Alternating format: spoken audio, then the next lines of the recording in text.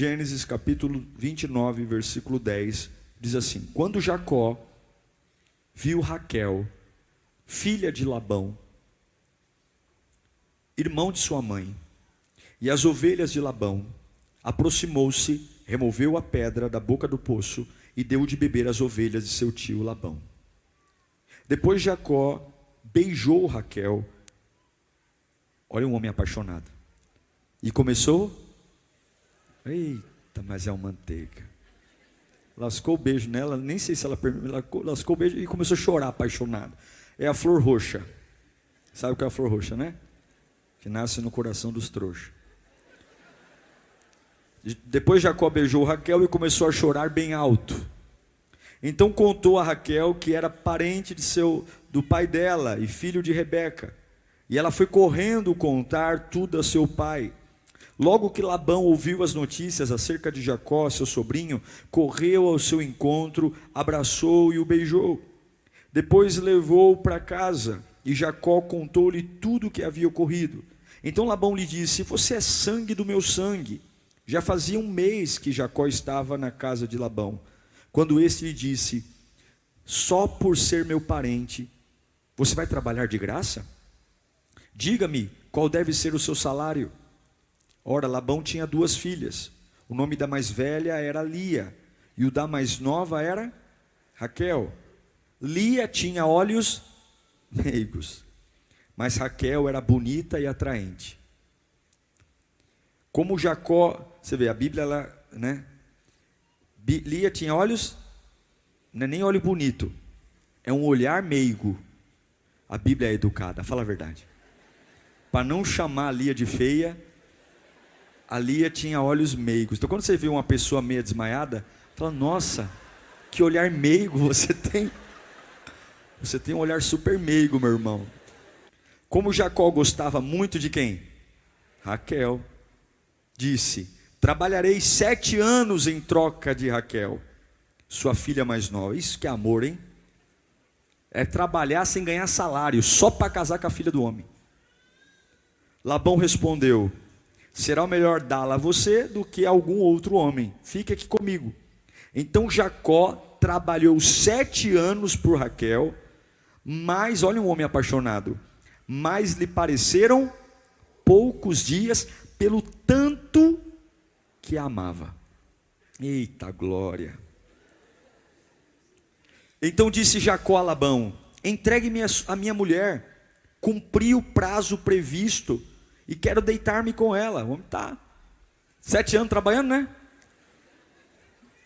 E não tinha esse negócio de ficar não, igual é hoje. Test drive. Tinha que esperar os 7 anos. O homem está ansioso pela lua de mel. Então Labão reuniu todo o povo daquele lugar e deu uma festa. Olha o 23. Mas quando a noite chegou, Jacó estava ali, meu Deus, é hoje. Oh, é hoje, 7 anos esperando. Mas Labão deu a sua filha Lia, a olhos meigos, a Jacó. E Jacó deitou-se com ela. Versículo 24. Labão também entregou sua serva Zilpa, a sua filha, para que ficasse a serviço dela. Quando chegou a manhã, lá estava Lia. Então Jacó disse a Labão: que foi que você me fez? Eu não trabalhei por Raquel, porque você me enganou.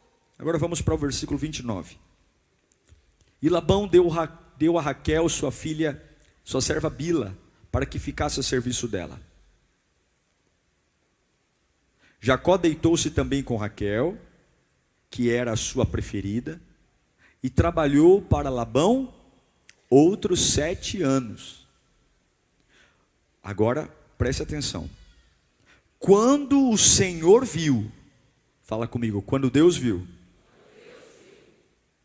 Quando o Senhor viu que Lia era desprezada, concedeu-lhe filhos. Raquel, porém, era estéril. Vamos orar? Espírito Santo de Deus, a tua presença é a nossa fonte de vida. A tua presença é a nossa alegria. E nós estamos aqui, Senhor, não porque a gente gosta, apesar de gostarmos, a gente precisa da Tua voz. Tem coisas acontecendo à nossa volta que nós precisamos de direção. Direção para não morrer, direção para não quebrar, direção para vencer o desânimo, direção para vencer a dúvida. Essas fraquezas que me corroem, que me rodeiam, hoje elas serão tiradas da minha vida. Fala conosco, Pai querido, em nome de Jesus. Bom, você conhece muito bem a família de Abraão. Jacó é neto de Abraão. E a família de Abraão é uma família muito importante para nós. Da família de Abraão vem toda uma descendência que chega até hoje. Eles são os grandes patriarcas, o Deus de Abraão, de Isaac e Jacó. Mas apesar de ser uma família muito importante, com patriarcas importantes, homens que da sua linhagem trouxe avivamento, mudanças, homens importantíssimos, a família de Abraão tinha um problema grande, gigantesco. A família de Abraão era uma família marcada por preferências, queridinhos. Abraão teve 2 filhos, Ismael e Isaac, mas Isaac era o filho preferido. Isaac teve 2 filhos, Jacó e Esaú. Esaú era o filho preferido de Isaac, e Jacó era o filho preferido de Rebeca. Jacó, que era o preferido da mãe, se casa, se apaixona por Raquel, mas aí o sogro trapaceia, porque ele não conta que só consegue casar a filha mais nova antes de casar a filha mais velha, coloca a filha mais velha no dia da lua de mel, e aí ele trabalha mais 7 anos, para se casar com a mulher que ele ama. Então ele tem 2 mulheres, Lia e Raquel, só que ele tem a mulher preferida. Raquel é a mulher preferida. Jacó tem 12 filhos, 12, mas ele tem um filho preferido. José é o filho preferido de Jacó. Uma família importante, mas que carrega uma falha, a falha das preferências.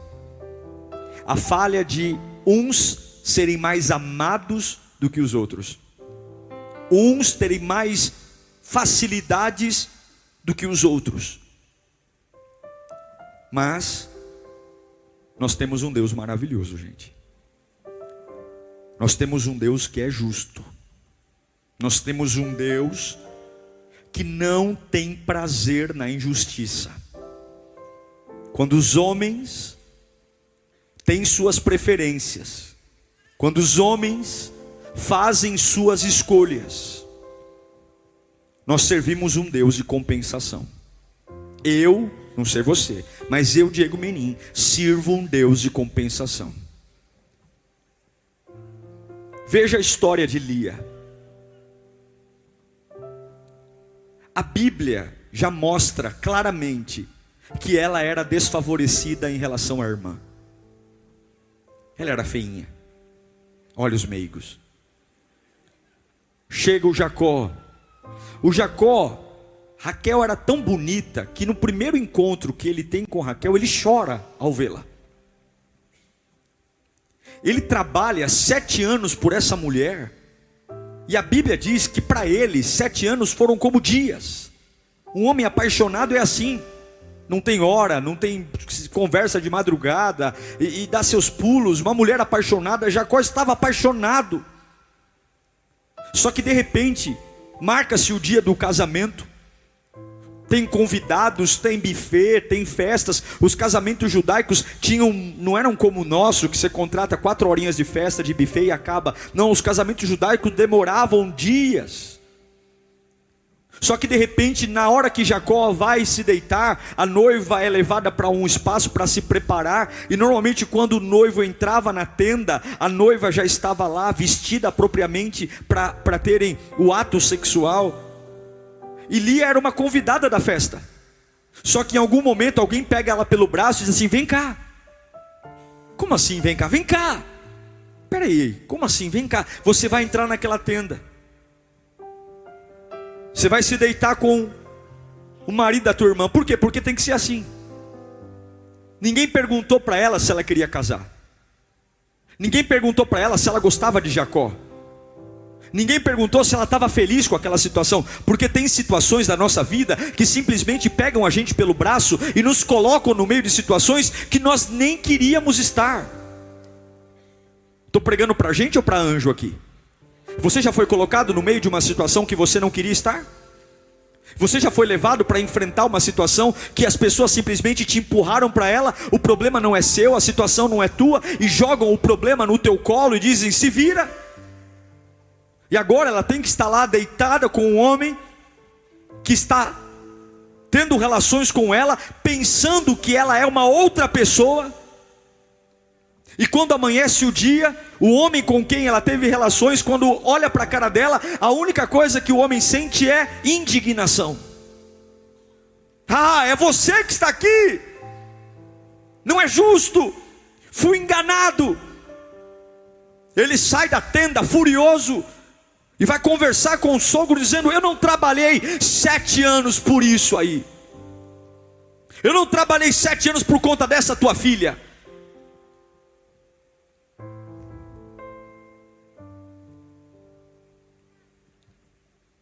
É a vida.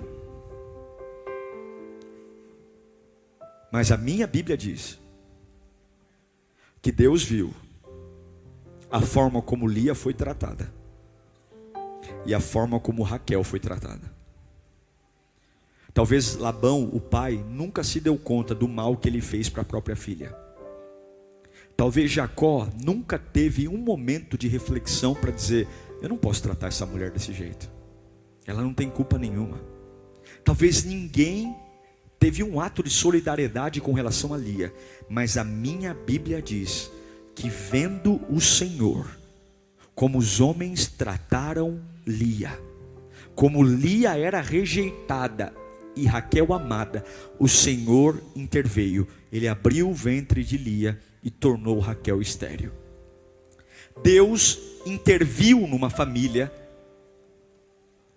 para compensar o que estava acontecendo.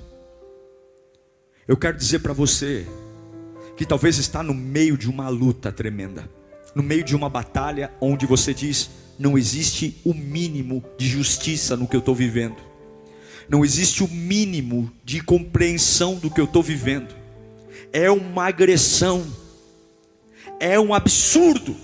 Eu quero declarar que existe um Deus justo no céu, que é fiel em todos os seus propósitos. Eu quero dizer aqui que existe um Deus que não tolera a injustiça, um Deus que não tolera cartas marcadas, um Deus que não tolera o desprezo, um Deus que não tolera a falta de respeito. A mulher que não tinha filhos naquela época era mal vista. Era uma mulher como se não tivesse o favor de Deus. E Deus falou: já que Raquel tem o amor do marido e Lia não tem, então eu vou intervir. Sim, meus irmãos, Deus interveio numa situação porque Ele viu que alguém estava sendo injustiçado. Deus abriu a madre de uma e fechou a madre da outra, porque Ele viu que a injustiça estava imperando. Deus é um Deus que fica ao lado de Lia para compensar a maldade que estavam fazendo em relação a ela. Eu não sei se você está entendendo o que eu estou pregando, mas pode parecer que tudo está dando errado, pode parecer que a justiça não vai acontecer, mas Deus manda eu te dizer: fique calmo, porque a história ainda não acabou. Deus está vendo. Todo mundo aqui já assistiu algum filme que você começa a ver o filme desenvolver e dá raiva, dá vontade de pegar o controle e acelerar, porque não é possível que os ruins se dão bem e os bonzinhos vão ali apanhando e perdendo tudo. Mas você sabe que em alguns momentos isso tem que acontecer para dar emoção no filme, mas em algum momento as coisas mudam. Ah, se você tiver paciência. Ah, se você tiver paciência. Deus interveio na vida de Lia. E eu me pergunto, quantos estão aqui dizendo: pastor, eu não entendo minha vida, de repente virou tudo de cabeça para baixo. Ou de repente eu nunca fui o querido, eu nunca fui o amado, eu nunca fui o preterido, eu nunca tive como meu irmão sorte. Para mim tudo foi mais difícil. Não tive muito direito de escolha não. As pessoas foram escolhendo onde eu moro, com quem eu caso, com quem eu namoro. Eu simplesmente não tive muito direito. Eu sinto minha vida uma vida um pouco amordaçada. Eu não sei para quem eu estou pregando, mas Deus manda dizer que isso não vai acabar assim. Isso não vai acabar assim. Eu me lembro de José no Egito. Quanto mais José era fiel, mais injustiça ele passava. Quanto mais fiel ele era. Era um negócio meio maluco, porque nós entendemos que a nossa fidelidade a Deus vai nos trazer honra, e é verdade. Mas quanto mais fiel ele era, mais pancada ele tomava. Ele foi fiel e honesto em contar para os pais e para o irmão o sonho que ele teve. O que aconteceu com ele? Ele foi jogado numa cisterna. Ele foi fiel na casa de Potifar. O camarada, ele foi vendido como escravo. E ele foi tão honesto na casa de Potifar, que o Potifar o colocou como senhor dentro da sua própria casa. E daqui a pouco a mulher do Potifar se engraça com ele. Olha quantas vantagens ele poderia ter se ele fosse um amante da mulher do Potifar. A mulher ia dar tudo o que ele queria: dinheiro, riquezas, luxo. Mas ele escolhe ser fiel a Deus. Ele escolhe dizer não. E o que ele ganha com isso? Prisão. O que ele ganha com isso? Açoites. Quando Potifar manda prender José, você acha que os soldados que prenderam José foram gentis com ele? Ele foi acusado de estupro da mulher de um governador, da mulher de uma autoridade no Egito. Com certeza surraram José, bateram nele, agrediram ele. Mas a gente entende que as situações não são como micro-ondas. Deus não é micro-ondas, que você aperta, em alguns minutos tudo acontece. Mas eu tenho que entender que apesar das injustiças momentâneas, quem controla o final da história é o Senhor. Escuta o que eu estou pregando aqui. Deus manda eu te dizer: segura essa revolta, segura esse ódio, segura essa injustiça, porque você pode cometer uma injustiça com Deus, porque você não sabe como isso vai terminar. Você não sabe, Deus está vendo, ó Lia, como estão tratando você. Deus está vendo como fazem questão de humilhar você. Deus está vendo como fazem questão de mostrar o quanto você é inferior, o quanto Raquel é linda, maravilhosa, e você só tem os olhinhos meigos. Mas há um Deus no céu que vê todas as coisas, e dele não escapa nada. Nada. José é jogado numa cela. Chega um dia que ele está lá na cela, barbudo, fedendo, com as unhas grandes, pés sujos. Mas alguém toca um telefone lá e fala: me falaram que tem um rapaz aí preso, que interpreta sonho, é mais ou menos uma mãe de Iná aqui do Egito. Quem é esse camarada? É aquele ali barbudo ali, ó. É aquele barbudo ali. Aí chegam para ele e falam assim: esse menino aí então o faraó teve uns sonhos aí, umas vacas gordas, umas vacas magras. E aí José abre a boca e fala: eu sei o que é isso, ó, 7 anos de uma coisa, 7 anos de outra coisa. E de repente é isso aí. Falam: traz ele para cá, corta a unha dele, tira a barba dele, põe uma roupa nele. Por quê? Porque você vai ser a segunda maior autoridade do Egito a partir de agora. Um belo dia ele está sentado com as unhas grandes, barbudo, no meio de uma cela, e no mesmo dia Deus abre as portas e ele vai para um trono de ouro para governar todo o Egito, e a chave do celeiro está na mão dele. Sabe por quê? Porque isso não acaba como está aí. Você não sabe o que Deus está fazendo. Levanta as duas mãos para o alto. Você vai olhar para o teu maior desafio, para a tua maior injustiça, e a tua alma vai gritar: grite bem alto: isso não vai acabar assim. Fala bem alto. De novo. Olha aqui, ó. Você está aflito. Você está aflito. Pode aplaudir Jesus. Mas pastor, escuta aqui, ó. Deus não precisa do comércio aberto para te abençoar. Ai, pastor, eu estou olhando os concorrentes, eu estou olhando lá, está um fechando, o outro está fechando. Deus não precisa do comércio aberto para te abençoar. Escuta aqui, ó. Deus não precisa do dólar alto ou baixo para cuidar das suas finanças. Escuta aqui, ó. Deus não precisa de apoio político para mexer na tua vida. Não precisa. Deus não precisa que você bajule ninguém. Deus não precisa de ninguém. Ele faz o que quer, como quer, e Ele manda te dizer: calma, cala essa boca cheia de dente e espera, porque isso não vai acabar assim. Eu vi Lia e eu vejo você. Eu sei como estão te tratando. Eu sei como você tem sido tratado. Não ache que é um sofrimento solitário, porque é isso que o diabo quer que você pense. Não ache que porque a tua alma grita, que você está nessa batalha sozinho, e é isso que o diabo quer que você pense. Eu estou sozinho nessa, ninguém me entende, ninguém me vê, ninguém me compreende. Isso é melancolia gerada no inferno. A Bíblia diz que quando o pai de Lia a abandonou, quando Jacó a desprezou, quando ninguém estendeu a mão para ela, a minha Bíblia diz que Deus viu que Lia era desprezada. E quando Deus vê, ninguém pode parar o que Deus vê. Quando Deus intervém, eu não sei para quem eu estou pregando aqui, mas você ainda vai rir do que te fez chorar. Oh meu Deus do céu, você ainda vai rir do que te fez chorar. Você ainda vai dizer: obrigado, Jesus, obrigado porque me chamaram de olhos meigos. Obrigado, Senhor Jesus, por aquele dia que eu não entendi nada. Porque Deus não é um Deus de desprezo, Deus é um Deus de justiça. Levanta a tua mão e diga: o meu Deus é o Deus da compensação.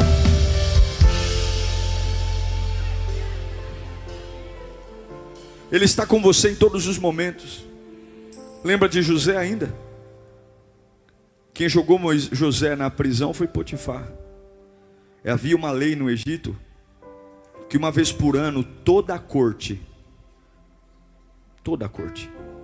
tinha que ir até Faraó, se apresentar, se ajoelhar diante de Faraó e beijar o anel, o sinete que estava na mão de Faraó. Toda a corte fazia uma fila.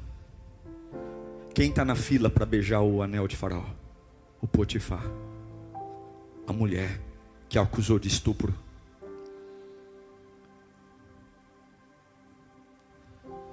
E quando Potifar chega próximo a Faraó para beijar o anel, quem está sentado do lado de Faraó? Quem está sentado do lado de Faraó? Quem está sentado do lado de Faraó? Quem está sentado do lado de Faraó? Quem está sentado do lado de Faraó? Você sabe o que é compensação? Isso é compensação. Deus falou: senta aí, porque aquele que um dia te jogou na prisão vai ver o que eu estou fazendo. Você não precisa ter pressa. Você não precisa se defender. Você não precisa deixar a amargura que estão jogando em você entrar na tua alma. Deixe que te chamem de olhos meigos. Deixe. O final da história está na mão de Deus. A Bíblia fala de Ana. Ana não podia ter filhos. O marido a amava, Eucana, mas a outra mulher do marido, a Penina, tinha filho, parecia uma coelha. Um filho atrás do outro. E quando você quer superar uma coisa, quer superar um trauma, a melhor coisa que tem é você não olhar para aquilo que te traumatizou. Então, se eu não tenho filhos, eu não vou ficar perto de gente que fica falando de criança. Se eu tenho um problema com alguma área, eu preciso ter um tempo para minha cabeça oxigenar. Agora, a outra mulher do marido todo ano paria, gente. Era cheiro de criança, era choro de criança. E a Bíblia deixa dizendo clara que a mulher de Eucana, a Penina, ela atormentava Ana pelo fato de Ana ser estéril. Era tão angustiante que o marido de Ana, ele oferecia porções maiores na hora do sacrifício. E ele um dia chegou a falar para ela: Ana, por que você está triste? Eu não sou melhor que 10 filhos. Mas não tem jeito. Tem feridas, irmãos, que o homem não consegue. A gente pode receber muito carinho, muito afeto. Tem buracos na alma que, se não for o Espírito Santo, não vai. E a Bíblia fala que Ana era atormentada. Ela é atormentada e acha que tem muito lugar que a gente pode ter problema, mas problema dentro de casa é o pior lugar. Imagine alguém dormindo no quarto ao lado, acordando para te infernizar, passando o dia te infernizando, expondo na tua cara: olha, eu tenho o que você não pode ter, eu sou a mulher que você não pode ser, eu consigo fazer para o meu marido o que você não pode. E a Bíblia diz que ela chegou um dia no templo tão atormentada, que ela faz uma oração que o próprio sacerdote Eli não consegue entender, porque é uma oração movida por gemido, por dor, porque tem hora que a injustiça é tão grande que nos falta palavras, tem hora que a injustiça é tão grande que não dá para orar bonito, não dá para orar legal, a gente parece que está meio bêbado mesmo, é uma mistura de choro com gemido, com palavra, e tem hora que a gente fala: ó, Espírito Santo, traduz aí, porque eu não sei mais o que eu vou falar aqui não, é muita dor, é muita injustiça, é muito sofrimento, é muita luta, é muita dor. Mas chega um dia que ela vai até lá, e Deus a olha, Deus vê, e Deus abre a madre de Ana. Ana teve, além de Samuel, mais 5 filhas. Mas o primeiro filho que Deus dá a Ana não é um filho comum. O maior profeta do Antigo Testamento saiu do ventre de uma mulher humilhada. O maior profeta do Antigo Testamento, o profeta que ungiu os reis de Israel, saiu do ventre de uma mulher humilhada. E todo ano, toda a congregação tinha que ir até o sacerdote para ser abençoada. A mulher que chorou se tornou mãe, basicamente, do presidente da república, porque na época que não havia reis, os profetas conduziam tudo. Se você tiver paciência, se você puder esperar, você vai ver a glória de Deus. Se você souber crer que Deus não é como homem, se você puder entender que Deus não vê como o homem vê, Deus não age como o homem age, se você entender, porque o nosso grande problema é lidar com o tempo, as humilhações, a minha idade, as cobranças de uma sociedade cheias de regras, de mitos, cheias de ritos. A todo tempo tenho que provar meu valor para os outros, a todo tempo tenho que me defender, a todo tempo tenho que provar quem eu sou. Mas saiba de uma coisa, Deus não está nem aí para isso. Se você tiver com problema com os outros, isso é um problema todo seu, porque Ele não vai mudar a sua essência para atender a sua humanidade. Deus não vai mudar quem Ele é para atender os seus caprichos. Quer comer manga verde? Coma, não reclama da dor de barriga, porque o que Deus tem para você, Ele não muda. Agora, como é que Deus compensa a gente? Como é que Deus muda a nossa vida diante das injustiças que a gente passa? Tem 4 maneiras que eu vejo as compensações de Deus na vida de um homem. A primeira delas, escute isso: quase nunca Deus vai compensar você através de quem você pensa. Deus não compensou Lia com o amor de Jacó, Deus compensou Lia com o filho. Algumas vezes a gente fala: ai Senhor, eu preciso ser compensada, usa o fulano para me amar. Algumas vezes a gente estabelece quem são as pessoas que vão vir até a nossa vida e compensar a nossa vida. Escute aqui, toda vez que você depositar suas fichas em alguém para compensar a sua dor, Deus vai usar outra pessoa. Toda vez que você fala assim: essa pessoa que vai me suprir, Deus vai compensar você, mas nem sempre virão das pessoas que você imagina. Então para de colocar pôster de pessoa na parede, para de endeusar ser humano. Queira o favor de Deus e aceite o que Deus vai fazer. Ele vai te compensar, mas nem sempre virão das pessoas que você imagina. Não coloque Deus numa caixinha. Não coloque. Deus não segue o nosso padrão. E isso pode nos machucar seriamente. Ah, fulano vai me ajudar. Eu sei, Deus mandou o cicrano para me sustentar. Nossa, eu estou nesse problema aqui. Eu fui humilhado, mas agora eu fiz amizade com aquele ali. Aquele homem ali tem influência. Pare de dar nomes àquilo que você não sabe. Vai vivendo, vai adorando, porque você pode quebrar a cara. Vai vivendo. Para de querer ficar adivinhando de onde vai vir a compensação. Deus vai te compensar. Então não fica dando troninho para ninguém, não fica elevando ninguém às alturas. Para de se animar com os homens, se anime com a voz de Deus, porque Ele não muda, não falha e não volta atrás da sua palavra. E eu pergunto hoje para você, quem é a pessoa hoje que você está depositando a sua esperança? Quem é o cliente que, se fechar a venda, vai garantir o seu ano? Quem é a pessoa que, se você se der bola para você, é o amor da sua vida? Quem é o lugar? Agora é a Lírio. Não vem colocando a Lírio como sustento. Não, foi só ouvir para Lírio que eu me apaixonei por Jesus. Comece a se apaixonar por Jesus sem a Lírio, viu? Porque você não precisa da Lírio para estar cheio de Deus, não. Você não precisa da pregação do pastor Diego para sentir a presença de Deus, não. Você não precisa de uma quinta B-Power para sentir o fogo do Espírito Santo em você. Você pode dobrar o joelho na tua casa e o poder de Deus descer aonde quer que você esteja. Para de colocar lugares, esperança. A minha esperança não está em igreja, a minha esperança não está em pastor, minha esperança não está em corrente, minha esperança está no Cristo ressurreto. Então para de querer adivinhar o que Deus vai fazer. Viva. Ai, fulano vai casar comigo. Ah, é? É você que salva a sua vida? Guarda isso. Muitas vezes a compensação não virá da pessoa que você imagina.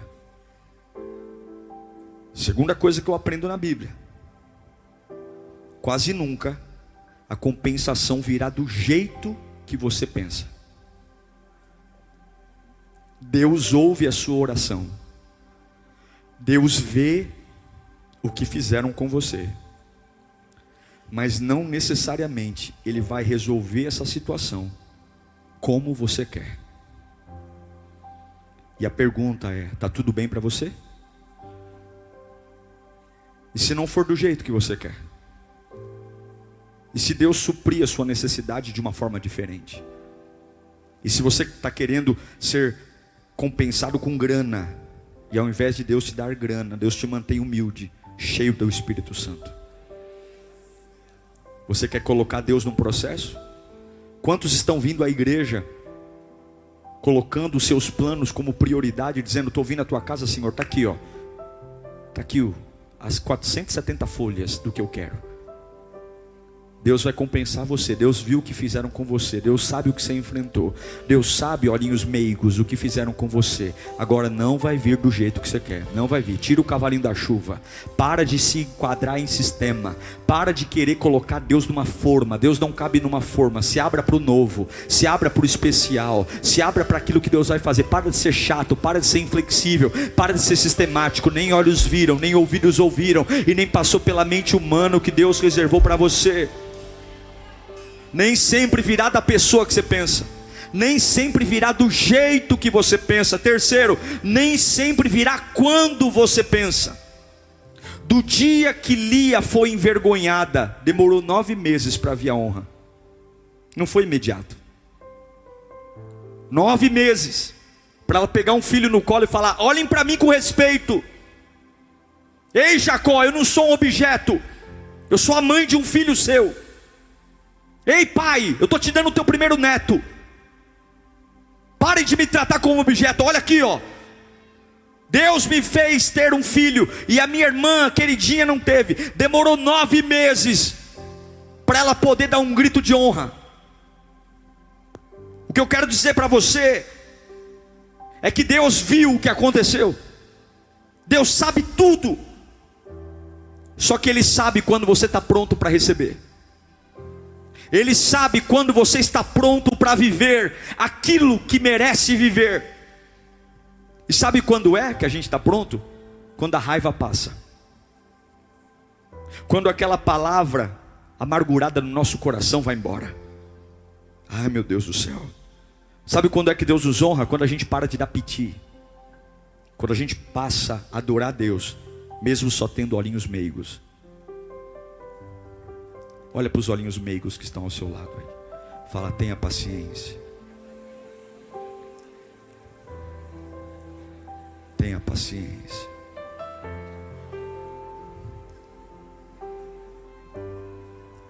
Deus não se move por piti, Deus se move por esperança. Deus vai te compensar. Isso não vai acabar assim, mas não vai vir da pessoa que você imagina. Guarda isso. Não vai vir do jeito que você imagina. Não vai vir quando você imagina. E por fim, nem sempre vai vir da área que você espera. Lia, talvez ela esperava o amor de Jacó. E Deus leu um amor de um filho. Alguns pedem, Deus, eu quero dinheiro. E Deus vai lá e te livra de uma enfermidade. Deus vai lá e não deixa teu carro quebrar. Deus vai lá e te preserva no emprego. Deus te dá compensações que muitas vezes não são compensações que você imaginava. Por exemplo, uma pessoa que sofre bullying, que sofre uma agressão, desprezo, apanha.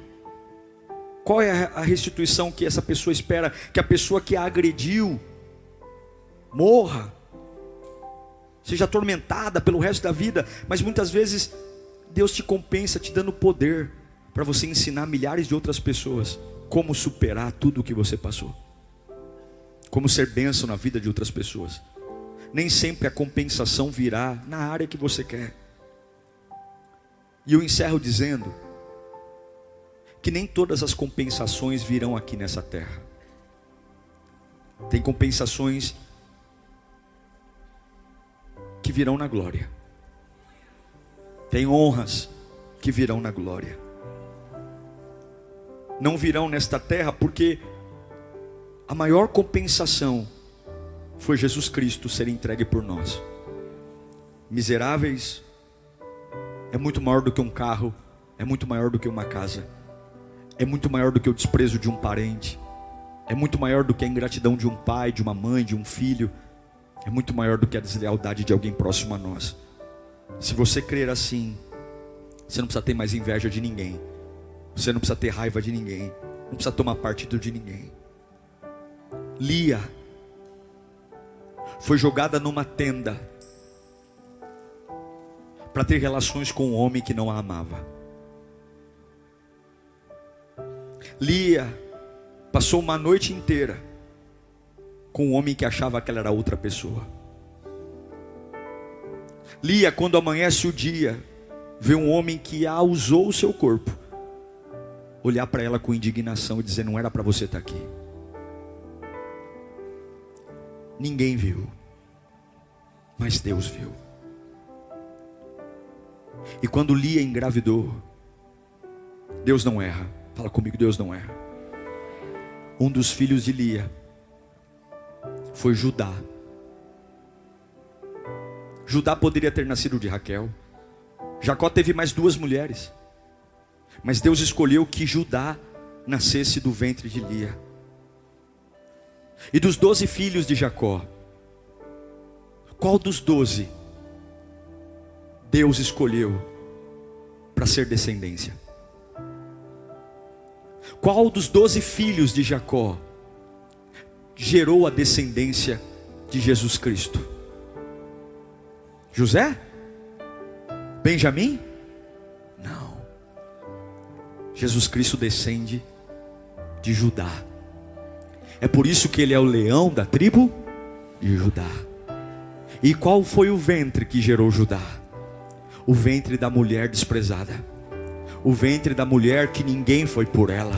O pai não foi por ela. O marido não foi por ela, ninguém se solidarizou a ela, mas há um Deus sentado no trono que vê a injustiça, que vê a dor, que vê o desprezo, e há um Deus que compensa. Eu quero declarar como profeta de Deus desta noite: pode voltar a dormir em paz, porque isso não vai acabar assim, não vai acabar. O mesmo Deus que te chamou continua no trono, e Deus tem surpresas para você. Não coloque um ponto final onde apenas tem uma vírgula. Não limite o poder de Deus. Não fique imaginando desgraça, derrota, porque o Deus que você serve viu, o Deus que você serve vê, e o Deus que você serve tem poder e autoridade. Coloque a mão sobre o seu ventre. Eu declaro que de um lugar de vergonha Deus trará dupla honra. Eu declaro que aquilo que era para ser o seu fim será um começo glorioso. Eu declaro que Deus te surpreenderá.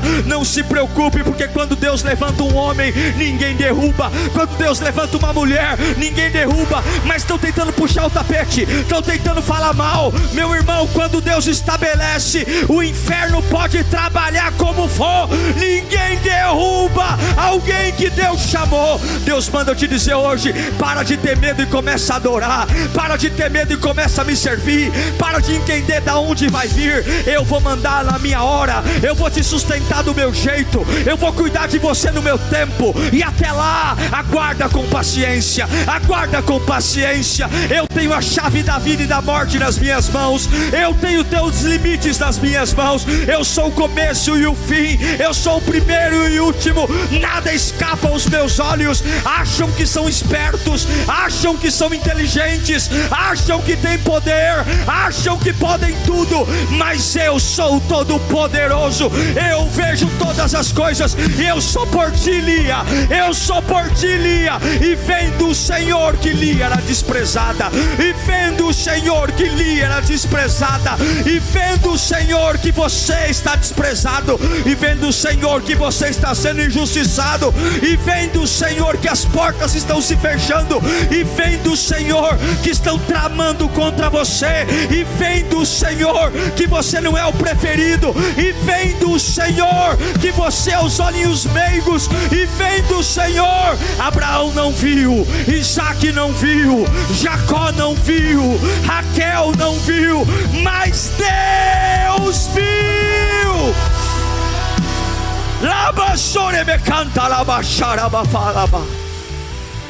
Deus viu.